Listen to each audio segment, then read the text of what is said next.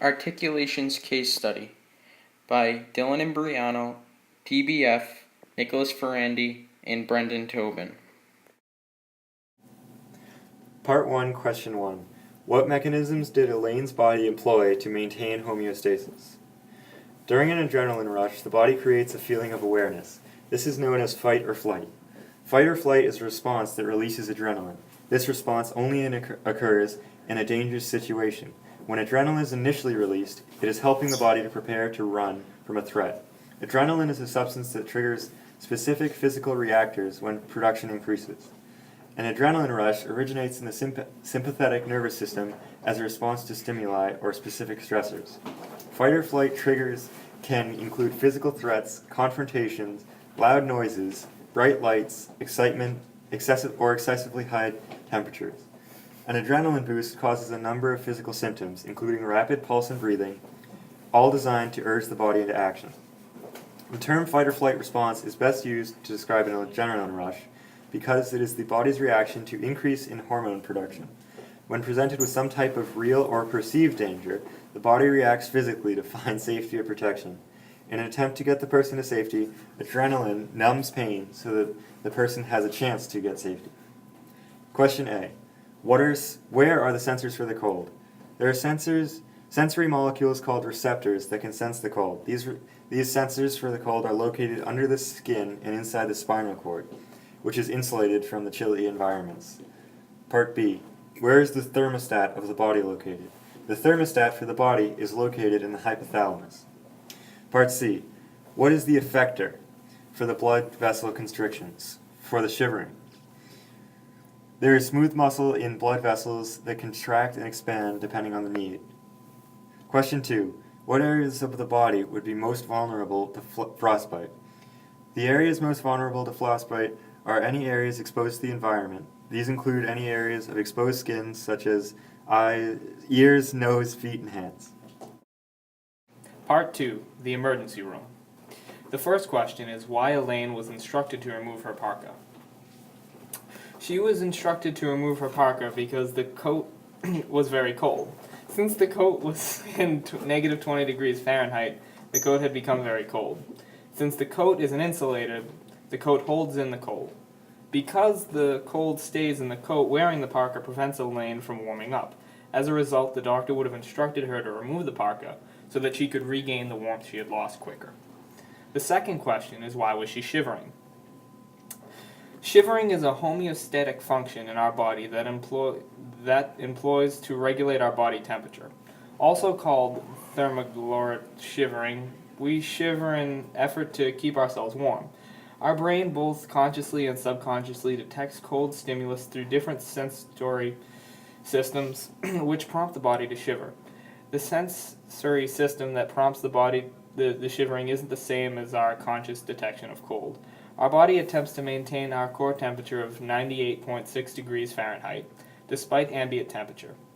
In an attempt to avoid hypothermia, where our body temperature is lowered to dangerous levels, our muscles are prompted to contract and expand quickly, resulting in a shiver.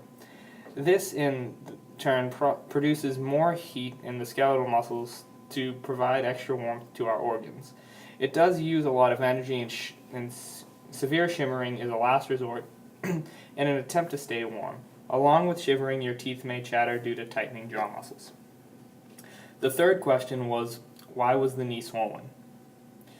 The knee was swollen. Swelling is a normal reaction to the injury of Elaine's knee.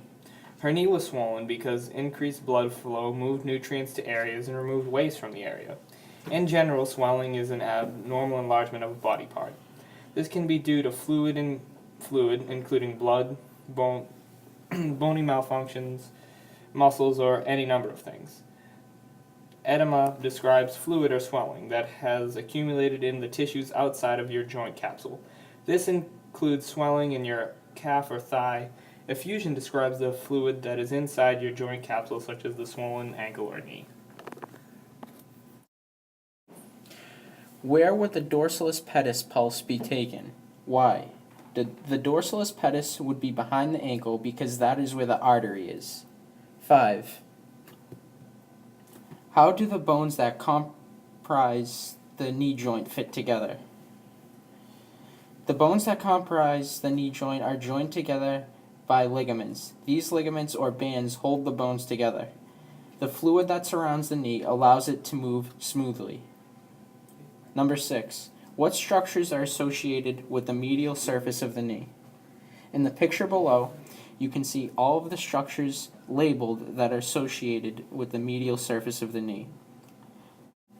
The structures include the anterior cruciate ligament, the distal femoral condyle, the lateral meniscus, the fibular collateral ligament, and the fibula, the tibia, the tibial plateau, medial meniscus, the tibial collateral ligament, the posterior cruciate ligament, the patellofemoral groove, and the patella. Part 3, Mile High Clinic. Number 1. What type of injuries would be identified most clearly on an x-ray? Why?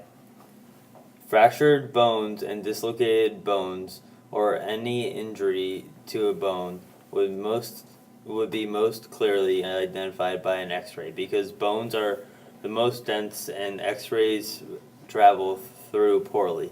Any break would be apparent. Question 2. What is a positive Lockman maneuver / test? A positive Lockman maneuver / test means that a ligament is broken. The test is a maneuver to detect deficiency of the anterior cruciate ligament with the knee flexed 20 to 30 degrees. The tibia is displaced anteriorly relative to the femur. A soft endpoint or greater than 4 millimeters of displacement is positive abnormal. Question 3. What is the purpose of the leg elevation in ice? Wasn't she already high enough and cold enough? Elevation in ice decreases swelling. The less swelling there is, the less pressure there will be on the ligaments. The ligaments will allow them to heal more properly. The ice will help reduce the swelling for the first 2 hours. The hot tub will increase swelling. Question 4. Why was she instructed not to use a hot tub? She was instructed not to use a hot tub because hot water causes vasodilation. Vasodilation is the expansion of the blood vessels. This expansion increases the amount of fluid that moves out of the blood vessels and into the tissue.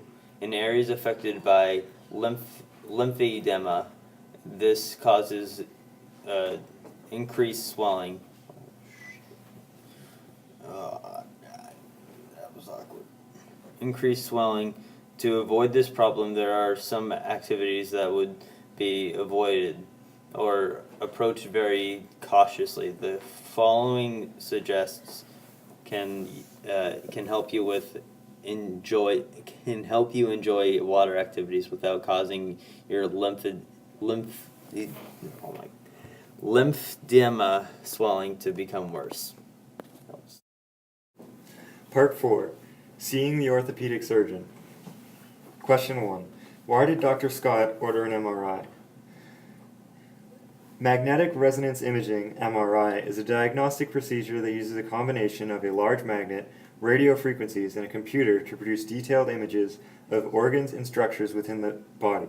In orthopedics, unlike an X-ray, an MRI may be used to examine soft tissues, such as cartilage, muscles, and tendons, for injuries or the presence of structural abnormalities or certain other conditions such as tumors, inflammatory disease, congenital abnormalities, osteoporosis, bone marrow disease, herniation, and degeneration of discs of the spinal cord. Question 2. What difference does age make in terms of the healing process? Age is of particular importance in the consideration of how athlete injuries are managed and treated. In general terms, a younger person will heal from an injury more quickly than an older subject with a similar injury. The recovery rate is directly related to the speed with which the body can grow new cells to repair itself. What is osteoarthritis? Osteoarthritis, also known as degenerative arthritis, degenerative joint disease, OA, or osteoarthritis, is a form of arthritis caused by inflammation, breakdown, and eventual loss of cartilage in the joints. The cartilage wears down over time. Osteoarthritis is the most common type of arthritis. According to the National Health Service, UK, approximately 8.5 million people are affected by the condition. Osteoarthritis is a progressive disease. Signs and symptoms gradually worsen over time. There is no cure. However, available therapies may help with pain and swelling, as well as keeping the patient mobile and active. Experts say that patients who take steps to actively manage their osteoarthritis are more likely to gain control over their symptoms. Part 5. Seeing the orthopedic surgeon, number 2. The first question in this area is, what are the primary movements of the knee joint? The answer is, flexing and extension of the leg are the primary movements of the knee joint, but some rotation also occurs in the flexed position. Flexion is the act of bringing two bones close together, decreasing the angle between the bones. Extension is the reverse of that, bringing the bones further apart, thereby increasing the angle between the bones. The second question is, what muscle groups are the most important in flexion and extension of the knee? The muscle groups that are the most important in flexing and extension are your quadriceps, which control the majority of the extension movements of the knee, and your hamstrings, which control the flexion of the knee. The third question is, what happens to muscles and bones tissues when they are not used? Since muscle tissue needs a certain amount of movement as it heals and will begin to atrophy if not used. Atrophy is when muscles shrink. The cells would not be used, so they would not be replaced. When this happens, your muscles would heal differently than your bones. If you fracture a bone, as long as it is set and fixed in place properly, it will heal so thoroughly that it becomes stronger than it was before the fracture. Bone tissue heals with calcium and other minerals, components of bones, in a process that create a bond that is strong and stronger than original bones of the structure. 4. Why could a tendon be used to replace a ligament? A tendon could be used to replace a ligament because both are formed to collagen cells. The cells are produced by proteins in the body. Both can adapt to one another. Number 5. Consider the overall structure of the knee joint. What type of membrane lines the joint? What is its function? Was it cut in any way during the surgery? The synovial membrane lines the joint. The synovial membrane lines a joint cavity and produces synovial fluid, which helps the bones move and prevents them from rubbing together. Number 6. Of the structures injured, the patella, the MCL, the ACL, and menisci, which will heal the fastest? Why? Out of the structures of what was stated before, the ACL would heal the fastest. It takes only around 1 to 2 months to heal. Question 7. Every incision will form some sort of scar. What is the term for scarring of a tissue? What cell type is most important for scar formation? The term used for the scarring of a tissue is keloid or hypertrophy. The cell type that is most important for scar formation is fibroblasts. Thank you for taking your time to listen to this.